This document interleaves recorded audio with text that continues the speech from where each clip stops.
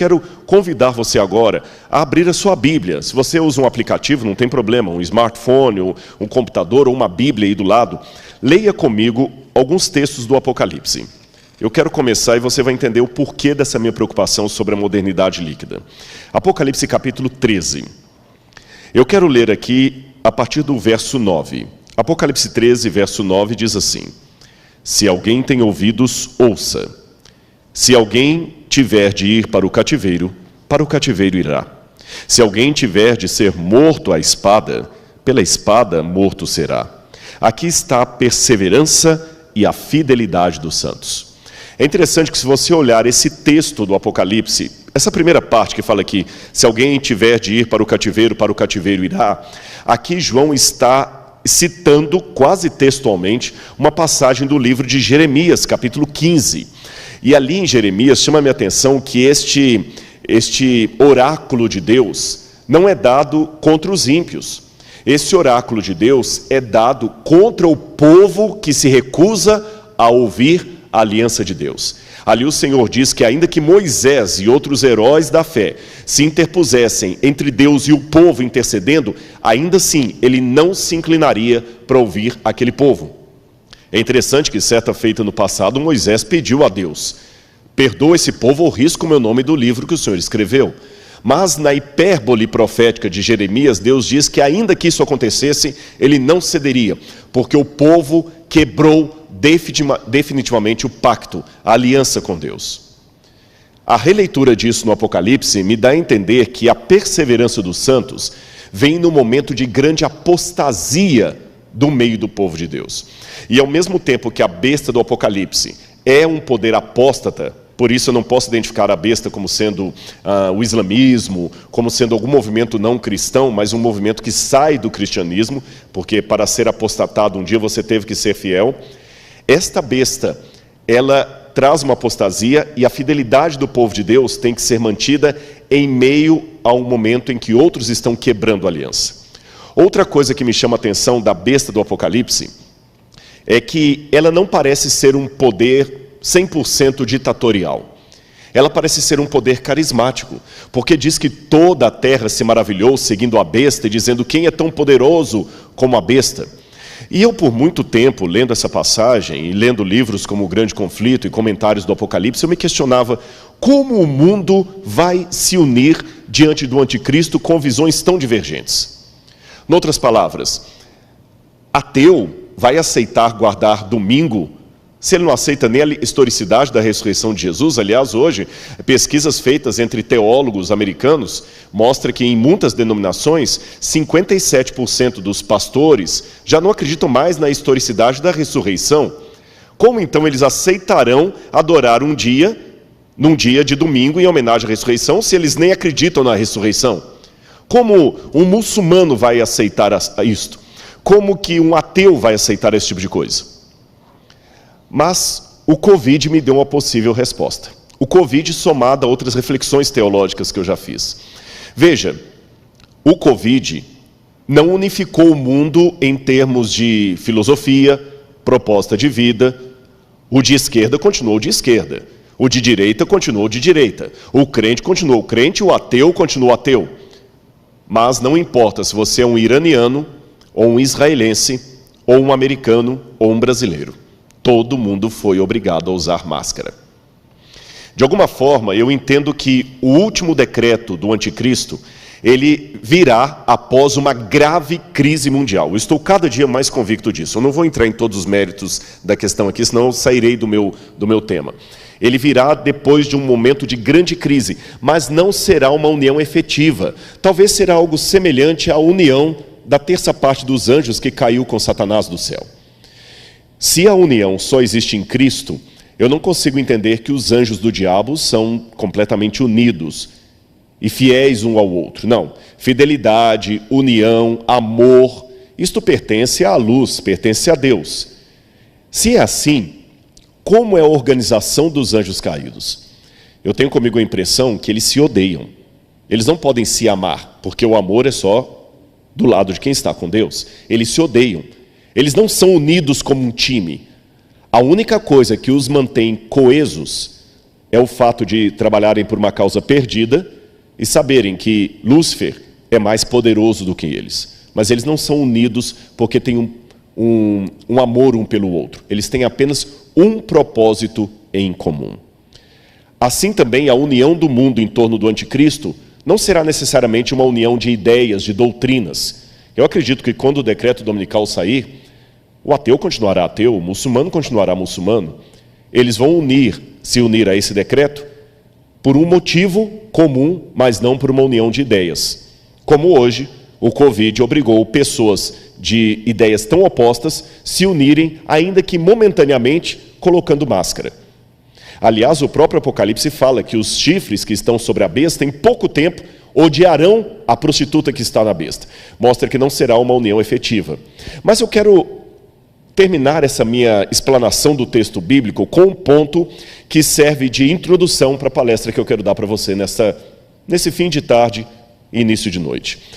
Continue sua Bíblia aberta agora em Apocalipse, capítulo 13, continuamos aqui no capítulo 13, nos versículos 16 em diante. Quando fala da marca da besta, diz assim: a todos os pequenos e os grandes, os ricos e os pobres, os livres e os escravos. Percebeu? Quando o decreto dominical sair, continuará havendo rico e pobre, livre e escravo, pequeno e grande. O mundo continuará assim. Mas o que os unificará, assim como aquela unificação dos agentes de Satanás, que não é necessariamente uma união, mas uma unificação apenas num único propósito, faz com que lhe seja dada certa marca na mão direita ou na testa, para que ninguém possa comprar ou vender, senão aquele que tem a marca, o nome da besta ou o número do seu nome.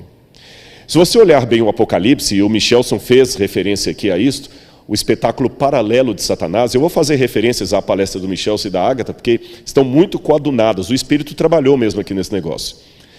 Se você olhar o espetáculo paralelo de Satanás, ele é refletido no Apocalipse.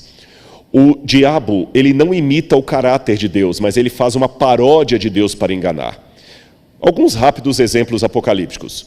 Cristo aparece como aquele que recebe o direito de se assentar no trono de Deus Pai. E ele se assenta no trono de Deus Pai como um cordeiro degolado, porque a palavra esfrazo no grego significa um cordeiro degolado, mas que estranhamente estava vivo, uma ferida de morte, mas que estava vivo. O dragão, que é o diabo, também tem uma das suas cabeças degoladas, ferida de morte, mas sobreviveu. Cristo estava vivo pela ressurreição. O dragão está vivo por uma falsa ressurreição. Ele sobreviveu, mas Cristo tem uma marca de degola no pescoço, o dragão também tem uma marca de degola no pescoço. Cristo se senta no trono de Deus Pai, e o dragão dá também o seu trono à besta. Cristo coloca na testa dos 144 mil o seu selo de propriedade. E a besta coloca na testa das pessoas, não o seu selo, porém a sua marca. E qual a diferença entre selo e marca? Quando você vai tanto no original grego do Apocalipse, como na cultura romana daquela época, era interessante notar que o selo significa alguém que tem uma propriedade, que pertence, uma identidade. Selo, grave aí, se você estiver anotando essa palestra, anote, selo. Eu estou agora não falando só da Bíblia, eu estou falando do mundo em que a Bíblia foi escrita, desde a época da Mesopotâmia, passando pelos persas, gregos. Aliás, no Museu do NASP, do campus de Engenheiro Coelho, nós temos, no Museu de Arqueologia, uma coleção de selos originais dos tempos da Bíblia. E quando a gente examina esses selos, chama a minha atenção que eles têm uma marca, ou melhor, uma identificação.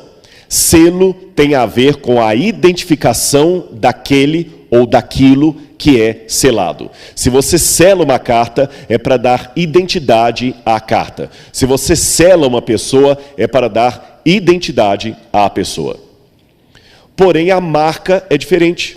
No mundo greco-romano, época em que o Apocalipse foi escrito, na época de Roma, a marca era dada sobre escravos ou pessoas que, de alguma forma, perdiam a sua classe social.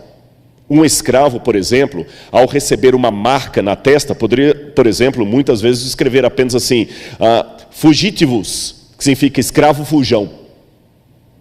A marca tira a identidade da pessoa. A marca era colocada, por exemplo, uma prostituta, uma mulher que perdia o direito de ser uma mulher de renome, uma matrona na sociedade romana, ela recebeu uma marca, podia ser com ferro quente na testa, desde a época da Grécia, ou seja, as marcas nunca eram bem vistas na sociedade greco-romana, porque a marca era algo para tirar a sua identidade. O selo dá a identidade. Você percebeu o paralelismo ou o paradoxo? Cristo dá para você um selo, porque ele lhe dá uma identidade. O anticristo propõe uma marca, que vai justamente tirar a sua identidade. Aí chama minha atenção que a marca do anticristo é dada sobre a mão direita e sobre a testa. Como ele sempre faz uma paródia dos atos de Deus, já dei exemplo aqui do dragão, dando o trono à besta, do cordeiro imolado e do dragão também imolado. Qual seria a paródia do anticristo ao colocar uma marca na testa e na mão? Por que não na perna? Por que na testa? Bom, era na testa que os escravos eram gravados, mas tem algo a mais. Se algum dia você tiver a oportunidade de ir a Israel, ou mesmo no YouTube, você procurar um vídeo assim, escreva lá no YouTube, Muro das Lamentações, Jerusalém, Judaísmo. Você se deparará com a cena de alguns judeus orando com uma caixinha preta aqui na testa e outra que eles geralmente seguram na mão esquerda. E essa caixa tem uma tira de couro. E ele, quando vai fazer a oração dele, ele coloca aquela caixinha no Muro das Lamentações e vai fazer a oração dele. Baruch haba beshem Adonai Eloheinu melech. E aquela caixinha preta é chamada de teflim em hebraico. Teflim vem da palavra tefilá, que significa prece ou preces no plural. E de onde vem a ideia dessa caixinha preta na testa e na mão? Se você depois olhar a sua Bíblia no livro de Deuteronômio, capítulo 6, verso 8, ou também em Êxodo, capítulo 13, verso 6, você vai ver que Deus mandou que os hebreus colocassem por frontal, entre os olhos, na testa e na mão, um resumo da lei. E os judeus realmente colocam naquela caixinha um resumo da lei. Eles colocam 4 textos do Antigo Testamento. Um deles é o Shema Israel. Shema Israel, Adonai Eloheinu, Adonai Echad. Ouve, ó Israel, o Senhor teu Deus é único. E se você procurar a enciclopédia judaica, por exemplo, ela vai explicar que esse fato do judeu usar uma caixinha preta na testa e na mão significa a disposição máxima da identidade judaica. Através daquilo, ele está mostrando que ele é judeu e está fiel à lei de Deus. Com esse contexto em mente, lembrando que o Apocalipse foi escrito por um judeu e por uma igreja que tinha uma parte de membros vindos do judaísmo, Deus partiu do conhecido para o desconhecido. Mostrou para João que no futuro haverá um grande desafio para o povo de Deus que tem a ver com a fidelidade aos mandamentos e a identidade do povo de Deus. A identidade. Com isto em mente, eu posso começar a minha palestra agora para você sobre, não o adventismo líquido, mas sobre os tempos líquidos em que estamos vivendo. Eu quero começar com uma parábola para você. Preste atenção nessa história que eu vou colocar. Que romance poderia haver entre um rato e um ferro de passar roupas? Eu quero contar uma parábola sobre a identidade. Essa parábola seria mais ou menos o seguinte: Jesus contava parábolas, então vou imitá-lo. Havia uma casa que tinha um ratinho muito esperto, que vivia correndo na cozinha para todo lado, driblando a vassoura da dona da casa, driblando as ratoeiras, as armadilhas, e feliz. Mas era um rato solitário, que não sabia o que era ser rato. E um dia, nas suas andanças pela casa, aquele ratinho viu que a dona da casa estava passando roupas, e ela colocou o ferro de passar roupas assim em pé. Mas o ferro estava desligado. E ele, curioso com aquele objeto, subiu, e quando ele viu o ferro colocado ali como um espelho, ele viu seu próprio reflexo ali no ferro. Como ele nunca tinha tido contato com nenhum outro rato, ele era solitário, ele olhou aquele reflexo e assustou um pouco, e depois fez oi, E o reflexo respondeu, oi. Ele levantou a patinha e o reflexo levantou a patinha. E ele pensou, puxa, eu tenho um companheiro. Será uma companheira? Eu posso ficar até melhor, não vou ser mais um rato solitário. E daqui a pouco a dona chegou e ele, vem, corre comigo. Só que o reflexo correu para um lado e ele para o outro, é óbvio. E ele ficou triste, amargando dias e dias de depressão, esperando pela ratinha dele que ele não via mais. Na semana seguinte, a dona da casa foi passar a roupa. E ele subiu e viu a namorada dele ali, já até considerava namorada. E ele ficava sentado ali, olhando para ela, conversando. Na verdade, ela só repetia o que ele falava ao mesmo tempo que ele. Mas ele não era tão exigente assim, estava cada dia mais apaixonado. Até que depois de algum tempo, ele arriscou pedir um beijinho. E quando ele foi beijá-la, queimou a boca dele. Ele saiu correndo, desesperado, falando, puxa, quem pode entender as ratinhas? Ela estava tão de bem comigo, por que ela me machucou? Era só falar que não queria o beijo. E na outra vez, ele encontrou de novo, deu outro beijo, doeu, e queimou os lábios, até que um belo dia, entre idas e vindas, naquela situação e sem entender a sua companheira, ele acabou caindo numa ratoeira, coisa que nunca tinha acontecido antes. Moral da história. O fato do rato não saber quem ele era, o fez se apaixonar por um ferro de passar roupas, mesmo sendo ilógico a imaginar que possa existir uma relação entre um ferro e um rato. Mas a falta de identidade provoca essas coisas. Há muitas pessoas que, por não saberem quem elas são, acabam se relacionando com aquilo que não faz sentido pela crença dela, pelo código de valores dela. E é esse o alerta que nós temos desses tempos líquidos. E para isso, eu vou colocar a problemática que eu tirei desse livro aí. Esse é um livro muito interessante. Ele foi organizado por autores, muitos deles até que não são religiosos. É uma antologia de artigos, e eu peguei esta parte do capítulo Repensando a Igreja na Modernidade Líquida, de Keyes de Groot. Ele escreveu o seguinte, um aspecto está assombrando o mundo cristão, o espectro da igreja líquida. Igrejas sólidas tentam acusá-lo ou contê-lo. No entanto, um movimento está começando a aparecer. Novas manifestações de ser igreja estão tomando forma, enquanto as antigas instituições estão desgastando continuamente. Sites, festivais, publicações religiosas e encontros sugerem uma rede de crentes cristãos caracterizada por uma avaliação positiva da pós-modernidade e transcendendo as distinções entre conservadores e liberais. Esse movimento da igreja aparece sob vários nomes. Igreja emergente, nova igreja, novo paradigma, igreja líquida. Eu repito, essa fonte que eu peguei aqui é uma fonte secular. Não são autores piedosos, nem da Casa Publicadora Brasileira, porque pela minha área filosófica eu também navego ali fora para ver o que eles estão dizendo. E eu estou me surpreendendo de encontrar muita coisa que eu acredito ali. Note, se eu apenas citasse esse texto aqui para você, sem dar a fonte, você diria, isso aí é alguma coisa que a igreja escreveu que você está querendo colocar. Não, são estudiosos, em outras palavras.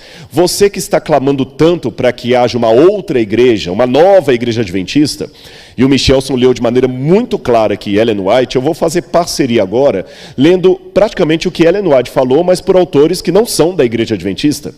Ou seja, há sociólogos, há psicólogos, filósofos e estudiosos do comportamento humano que estão observando essa tendência de liquidificar a igreja sólida, em novos formatos. E eles mesmos estão levantando alerta. Eu estou lendo um livro muito interessante agora, também não terminei de ler ainda, que é escrito até por ateus, dois ateus, um de Harvard, outro de Yale, que falam justamente sobre a pós-modernidade e o que eles estão percebendo, como é que essa pós-modernidade está emburrecendo as pessoas. Mas sobre isso eu falarei numa outra oportunidade. Agora, para a fundamentação teórica, que eu quero me valer de um autor muito famoso e muito conhecido, que você talvez já esbarrou no nome dele por aí. Eu vou colocar na tela quem é esse autor. O nome dele, Zygmunt Bauman. Você já está aparecendo para você. Zygmunt Bauman. Zygmunt Bauman é um dos maiores intelectuais do século XX, sociólogo polonês agnóstico. Então já admito para você que ele, por ser agnóstico, eu vou apresentar algumas discordâncias dele também. E ele que cunhou essa ideia de modernidade líquida. Ele, judeu, foi criado em Varsóvia, foi professor em Varsóvia, foi comunista de carteirinha, fez parte do Partido Comunista Polonês, enfrentou o antissemitismo, foi expulso da Polônia, migrou-se para Israel, foi professor da Universidade de Tel Aviv, depois recebeu um convite para ser professor da Universidade de Leeds, na Inglaterra, e lá ele deslanchou pelo mundo. E os livros dele hoje são publicados em todo lado. Eu mesmo estou mudando um pouco a minha nomenclatura de pós-modernidade para modernidade líquida graças à leitura de Zygmunt Bauman. Repito, para notinha de rodapé. Não significa que eu endosse tudo o que ele escreve. Eu vou apresentar algumas discordâncias também. Mas eu acho que ele vai nos dar um pano de fundo interessante, porque a Agatha e o Michelson apresentaram, cada um a seu tempo. Ela falou da Revolução Francesa e mostrou o olhar profético do Apocalipse. O Michelson também a partir da história do Adventismo. Eu estou mostrando agora o mesmo critério, só que com o olhar de alguém de fora, Zygmunt Bauman. Noutras palavras, eu me surpreendo quando eu vejo verdades da revelação expressas até pelos de fora, como Jesus falou, as próprias pedras clamarão. Então, o que Zygmunt Bauman fala sobre a pós-modernidade? Aqui estão alguns livros que ele publicou, você pode ver aí, são muitos livros. O interessante é que ele já faleceu, ele sempre escrevia, apesar de profundo e acadêmico, com uma linguagem popular. Eu vou mostrar para você o que ele quis dizer com modernidade líquida a partir de um gráfico. Eu vou tentar resumir isso aqui, é uma aula de quase um semestre, eu vou tentar resumir para ficar dentro do meu tempo aqui. O que é pós-modernidade e modernidade líquida? Preste atenção aí no quadro que vai aparecer para você agora. Preste atenção nesse gráfico. Nós temos a história filosófica do Ocidente a partir do cristianismo bizantino. Cristianismo bizantino é o cristianismo a partir de Constantino no IV século. Do quarto século depois de Cristo até o século XVI, você tem um período que filósofos chamam de pré-modernidade. Depois dos séculos XVI ao século XX veio o período chamado modernidade.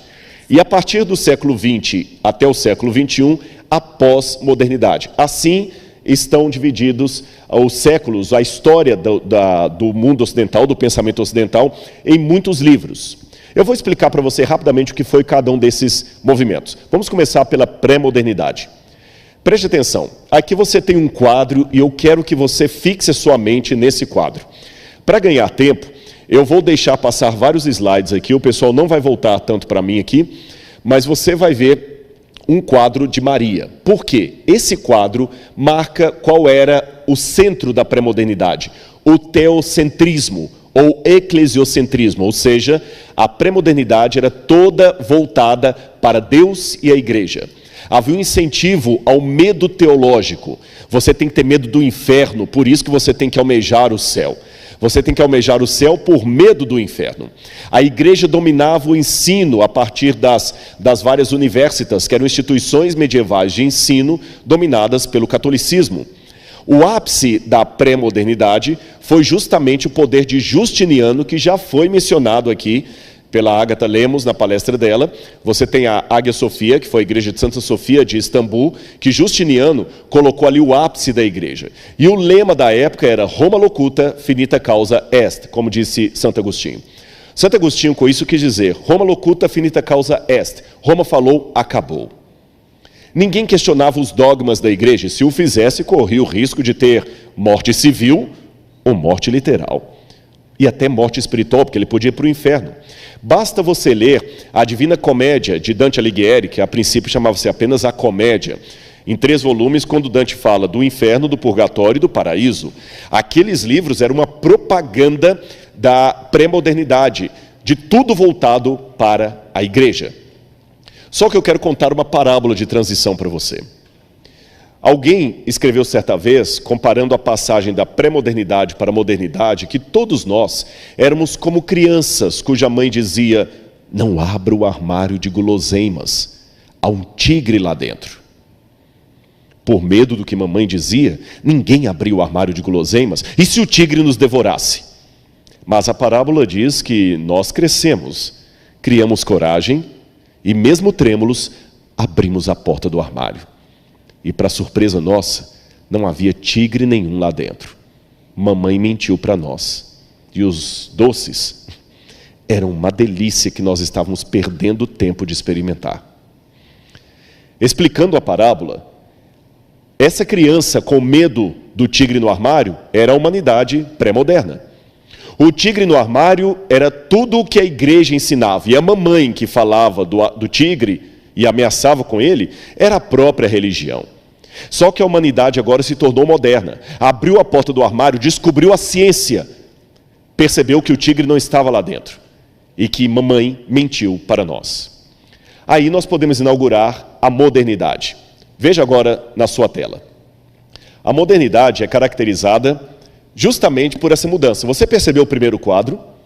Mostrava Maria. Agora é a Mona Lisa.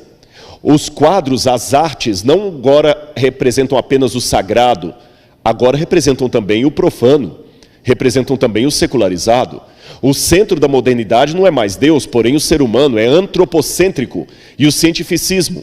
Agora um incentivo ao otimismo científico, o progressismo, Augusto Comte, e também um incentivo para a sociedade, produtivismo.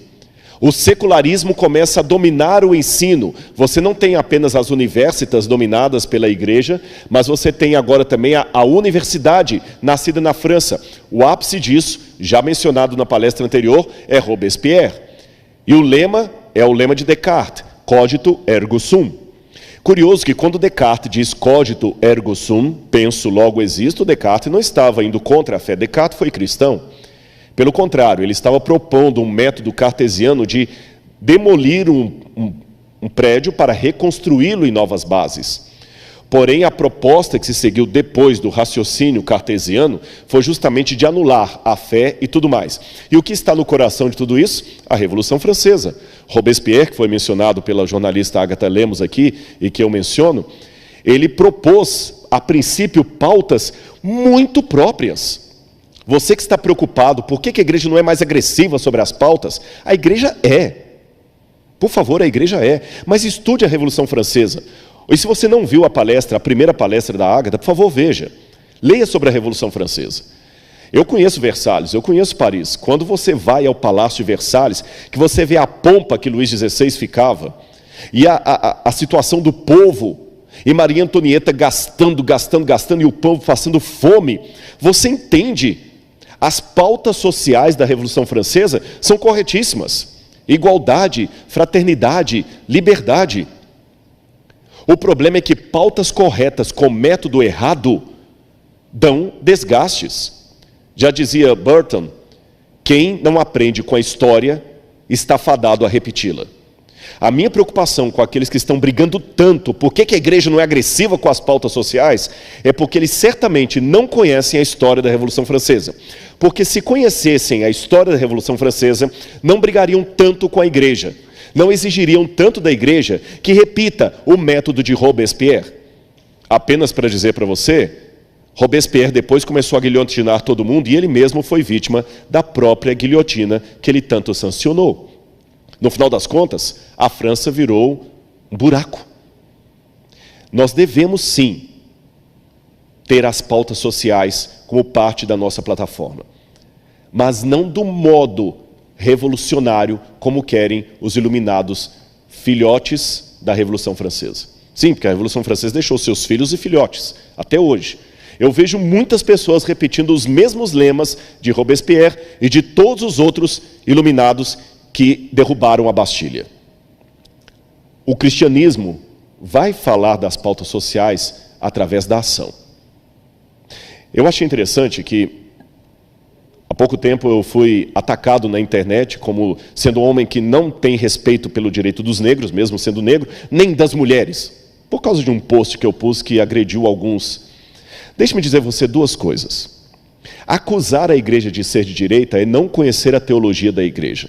Foi bem colocado pelo Michelson Borges aqui, a igreja adventista não é oficialmente nem de direita nem de esquerda. Aliás, essa questão de direita e esquerda foi uma coisa criada pela Revolução Francesa. Foi justamente quando todos estavam reunidos ali no parlamento, alguns a favor do rei, outros contra o rei, os mais nobres e os menos nobres, que as pessoas começavam no parlamento francês a sentar do lado direito e do lado esquerdo. Foi a partir dessa forma de se assentar no parlamento francês, não proposital, aleatória, que criou-se a ideia de política de direita e de esquerda. Ou seja, isso é apenas uma tradição, meu irmão. Se você acha que a igreja agora tem que ser de direita ou de esquerda, você nem entende o que é direita ou esquerda ou o papel do cristianismo. O nosso papel é do evangelho. E eu vou falar com você aqui sem nenhuma propaganda própria. Eu já tive que enfrentar 2 vezes homem armado que estava praticando violência doméstica. Eu não sei dar um soco, nunca fiz artes marciais. E hoje, embora eu seja um pouquinho mais gordo pelo tempo, na época eu pesava meus 50 e poucos quilos. E por 2 situações, durante meu ministério, eu enfrentei um sujeito armado. Um diziam que estava armado, eu não sei. O outro tinha certeza que tinha uma arma, para ajudar uma mulher que estava em apuros. Então, desculpe-me, eu não sou o defensor das mulheres só de internet. Não é com Twitter que você mostra que você realmente é um defensor da causa das mulheres. É tendo a coragem de enfrentar um homem com arma. E o que eu estou falando de mim é a reprodução de muitos pastores que batizaram mulher, mesmo o marido falando que se batizasse ele a igreja ia matar o pastor e a mulher. Eu tenho vários colegas que tiveram essa coragem. Então, desculpe-me, quando falar de causa das mulheres, veja o que nós estamos fazendo. Nós não somos apenas defensores de Twitter. Por isso, a igreja não é apenas igreja de Twitter, é de ação. Nós não vamos repetir o erro da Revolução Francesa. Bom, você viu a modernidade. Só que essa modernidade, que achou que ia resolver os problemas do mundo através do racionalismo, não se deu bem. Olha aí o que vai aparecer para você. A pós-modernidade. Olha o quadro que marca a pós-modernidade. Se o primeiro era Maria, mas você identificava que era Maria, o segundo era Mona Lisa, olha agora a arte. O abstrato. Olha como a mulher é retratada. Nenhuma mulher tem aquele corpo, aquela perna, falta de proporcionalidade. O centro agora é o niilismo. O que é o niilismo? O niilismo é justamente a falta de centro, o nada. O nada. A modernidade, a pós-modernidade, ela começa justamente por uma ideia de perda de valores, perda de certezas. A ciência que todo mundo achava que ia ser a salvadora da pátria, não foi. E óbvio que não seria, porque tudo que nós colocamos no lugar de Jesus termina em fracasso. E o próprio Friedrich Nietzsche, quando declarou Deus morreu, eu não sou nietzscheano, mas eu sei pensar de Nietzsche aquilo que eu concordo e aquilo que eu discordo. Nietzsche acabou fazendo às vezes de um profeta dos tempos modernos, porque o próprio Nietzsche falou, Deus morreu. E quando ele coloca o louco clamando pelas ruas, Deus morreu, quem nos livrará dessa culpa? E Nietzsche fala que da morte de Deus ia surgir o Übermensch, como dizem em alemão, Übermensch, que eles traduzem por super-homem, mas não é bem super-homem. O Über, em alemão, é o ultra, aquilo que está acima. Mas o próprio Nietzsche admitiu que, embora ele visse como coisa boa a morte de Deus, que na morte de Deus muita gente ia morrer junto. Esta é a pós-modernidade. E a prova maior que ela realmente se acentuou é que, pouco tempo depois da morte de Nietzsche, Nietzsche morre em 1900 ou 1901, se eu não me engano, pouco tempo depois você tem a Primeira e Segunda Guerra Mundial, e todo aquele endeusamento da ciência começou a cair por terra. Se na pré-modernidade diziam Deus existe, na modernidade diziam Deus não existe, na pós-modernidade eu não sei. O lema agora não é cogito ergo sum, não, o lema agora é que o meu amor seja eterno enquanto dure. Se é eterno, não pode ser enquanto dure. Você percebeu como são paradoxos esses tempos? Você percebeu como é nulo? Eu vou contar outra parábola para você entender a passagem da modernidade para a pós-modernidade. Imagine que todos nós estávamos andando numa carruagem, e os cavalos andando.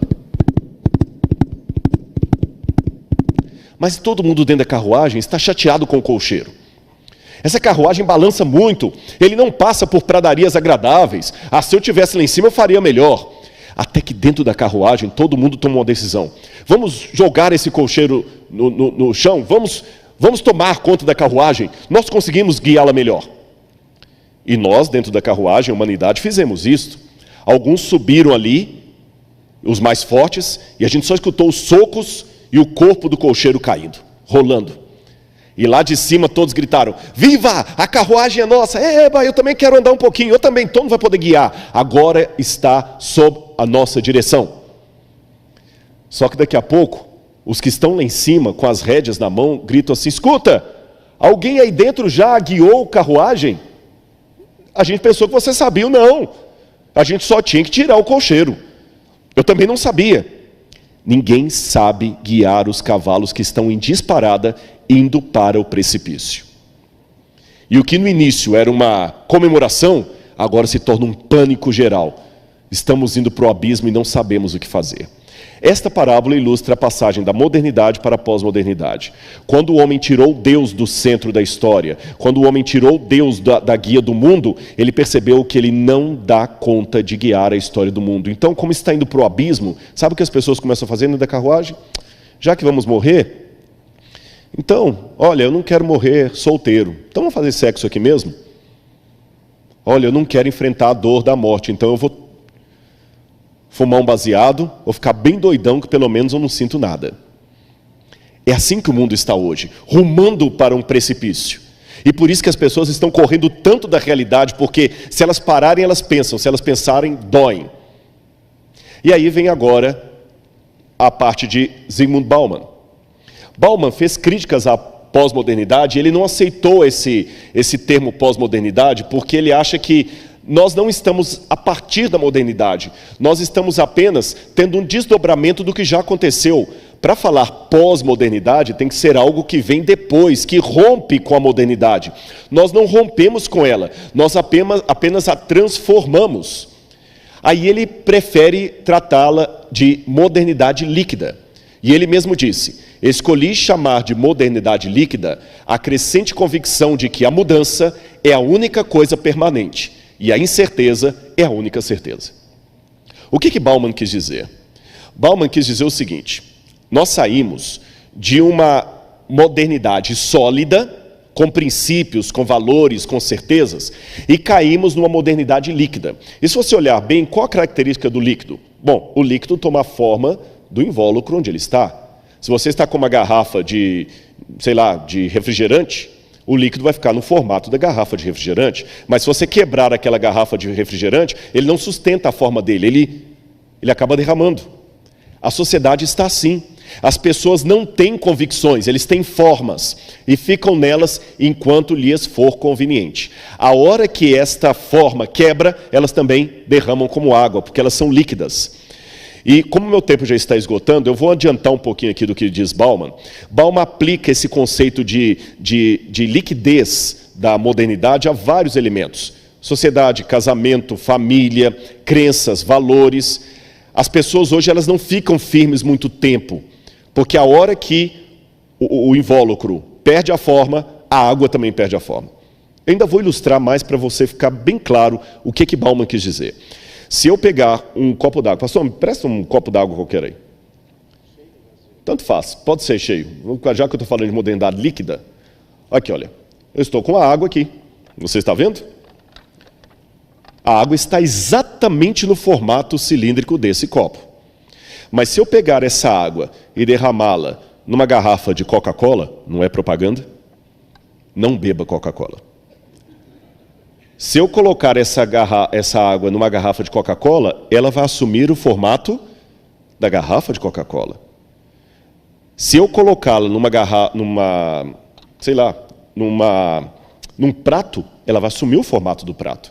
E é assim que a sociedade está hoje. Ela assume o formato que lhe for conveniente. Agora, preste atenção se não é isso que nós estamos vendo. Eu chamo a atenção, eu li esses livros falando do cristianismo, da religião de um modo geral, mas deixa-me falar do adventismo.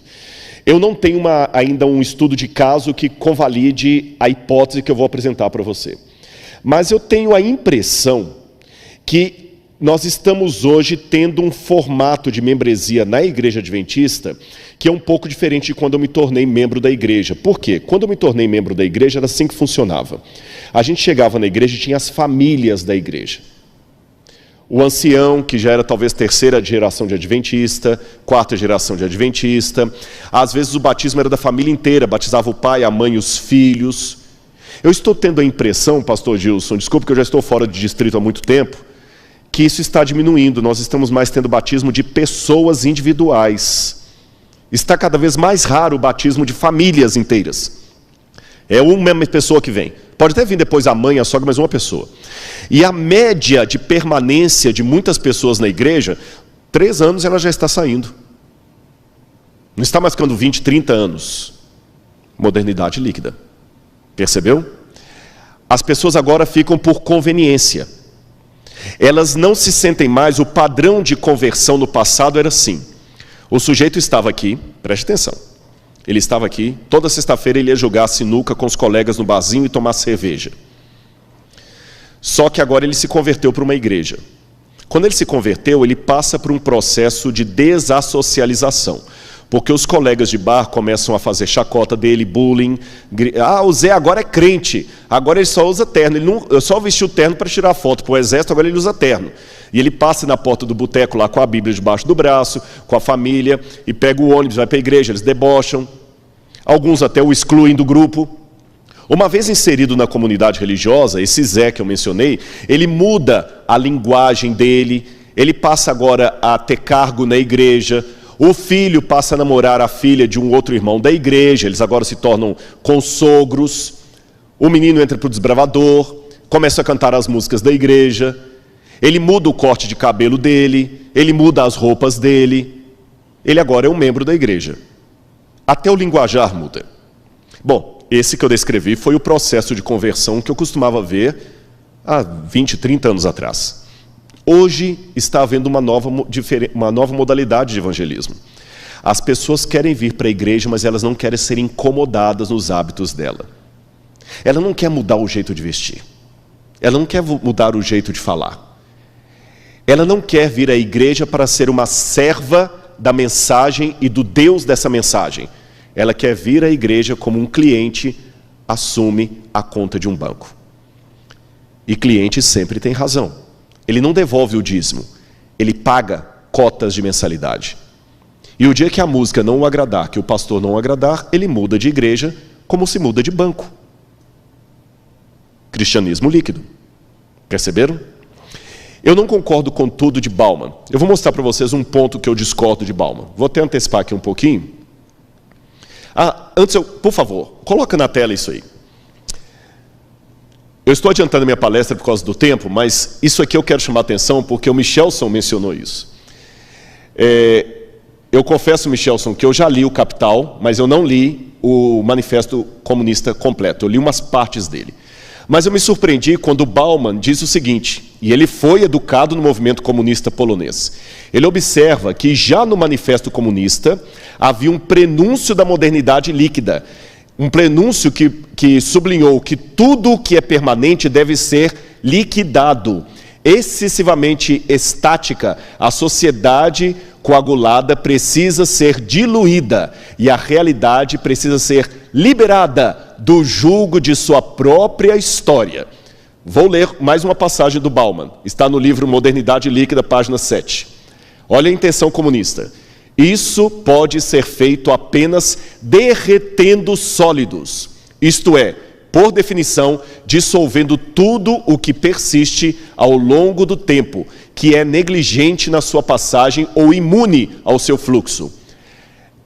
Essa intenção, chamada por sua vez de profanação do sagrado, para repudiar e destronar o passado, em um primeiro lugar, a tradição, a saber, o sedimento e o resíduo do passado no presente. Portanto, exigia o esmagamento da proteção, da armadura forjada de crenças e lealdades que permitiam aos sólidos resistir à liquefação.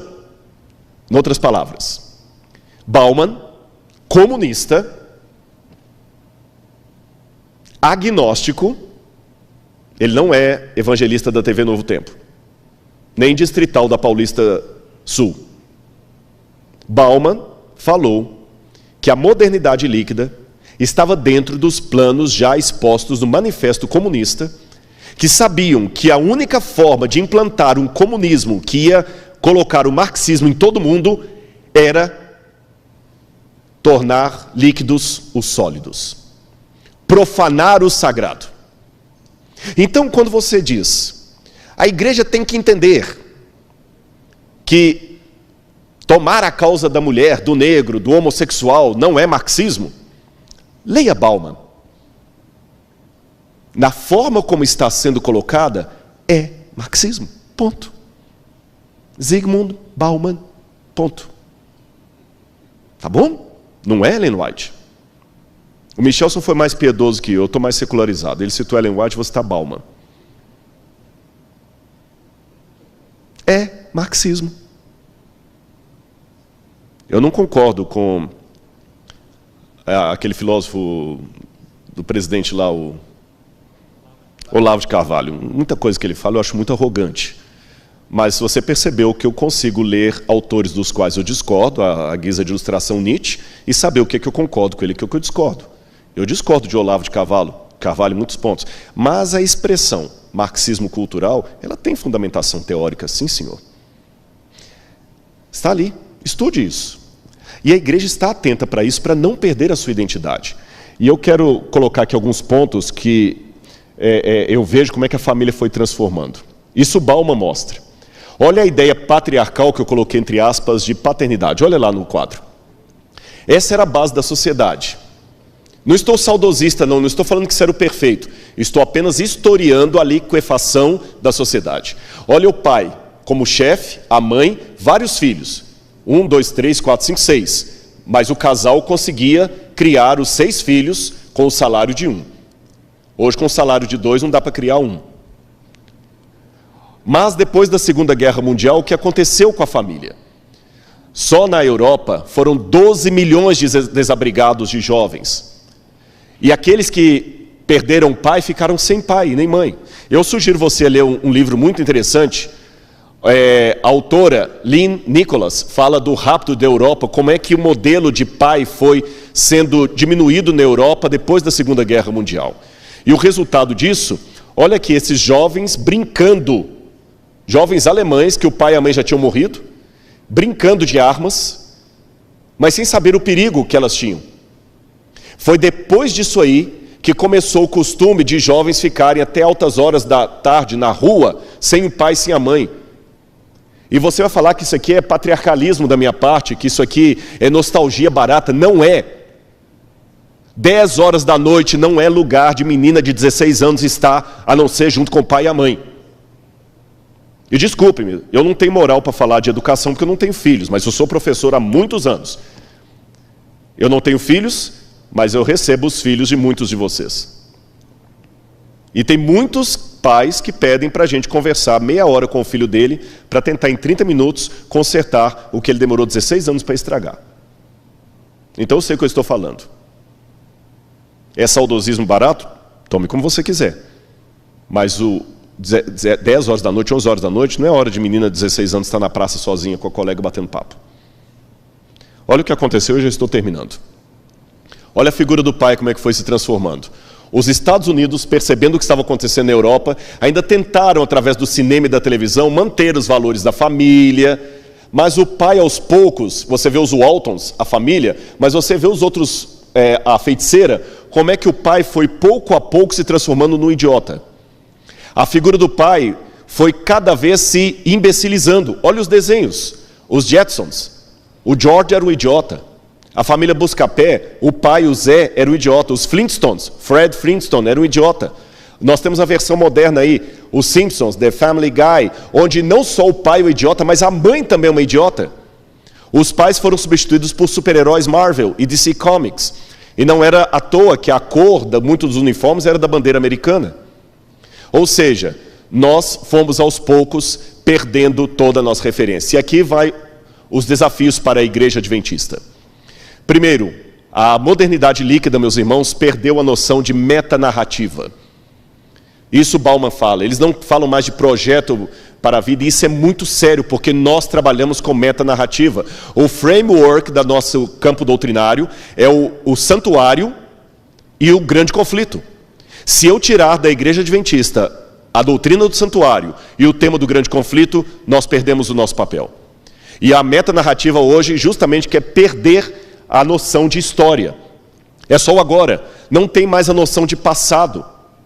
A história linear foi trocada pela história presente. Você não vê mais muitos pregadores falando de Apocalipse 13, Apocalipse, Daniel 2, fora evangelistas. Esses sermões estão desaparecendo das igrejas. É melhor falar de autoajuda, é melhor falar de tendências modernas, é melhor ser um pastor descolado do que um pastor profético. A verdade objetiva, hoje nós estamos trocando a verdade por versões, estamos valorizando versões. Vivemos a era do era pós-cristã, pós-verdade, pós-colonialismo, mas não rompemos de fato com o anterior, apenas nos desencantamos com ele. Os relacionamentos sólidos, a permanência na igreja. E para terminar, eu quero dizer para você aqui uma coisa, eu queria chamar o quarteto para cantar para mim aqui. Eu teria mais coisas para falar, mas eu quero ser fiel com o tempo aqui a outros palestrantes. O problema de muitas mensagens hoje não é o que dizem, é o que falta ser dito. Semana passada eu publiquei um vídeo no meu canal, no YouTube, onde eu falei do perigo das verdades pela metade. Se o nutricionista diz para um pré-diabético, coma doce apenas nos finais de semana, olhe o perigo de ler isso apenas pela metade. Ele dirá, o nutricionista disse, coma doces. A verdade completa é, coma doces apenas no final de semana. Repito, o problema de muitas mensagens hoje não está no que elas dizem, mas no que falta ser dito. E muitas pautas sociais, por mais válidas que sejam, quando elas ocupam o lugar que não lhes compete, elas se tornam heresia. Sabe por quê? Eu vou dizer a você, heresia é um lado da verdade que ficou louco. O que é a heresia do legalismo? É a heresia que enfatiza tanto a fidelidade aos mandamentos, que é uma verdade, mas esquecendo-se da graça. É uma heresia. O que é a heresia do ebionismo? Uma heresia que enfatiza tanto a humanidade de Cristo, e ele de fato se tornou homem, que nega a divindade dele. Perceberam? Heresia é um lado da verdade que ficou louco, ou um lado da verdade que tomou o lugar que não lhe pertencia. Causas sociais são verdade, no local correto. E para que nós cantemos de maneira espiritual aqui, eu quero dizer para vocês uma coisa. Eu vou só trocar de microfone, porque o outro já está aqui, está ali já. Uma coisa que eu aprendi aqui, vamos só trocar isso.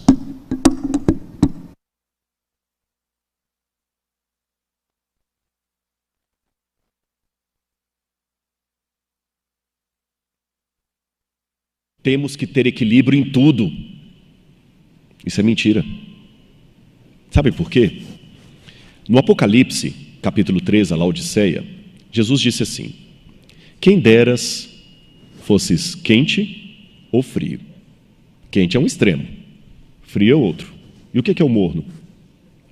É o equilibrado. Porque tu és morno, eu vou te vomitar. Mas Jesus vomita o equilibrado? Sabe o que eu aprendi? Nós devemos ter equilíbrio apenas nas coisas de Deus. Eu tenho que ter equilíbrio entre orar e trabalho missionário. Eu tenho que ter equilíbrio entre recreação e estudo. Nisso eu tenho que ter equilíbrio. Eu tenho que ter equilíbrio entre ano bíblico e dar folheto. Mas, no que diz respeito a Deus e o mundo, eu não posso ter equilíbrio. Eu tenho que ser radical. Não posso ter equilíbrio entre o céu e o inferno. Não posso ter equilíbrio entre a igreja e o mundo. Aí eu tenho que assumir posição radical, porque segundo o Apocalipse, Jesus vomita os equilibrados.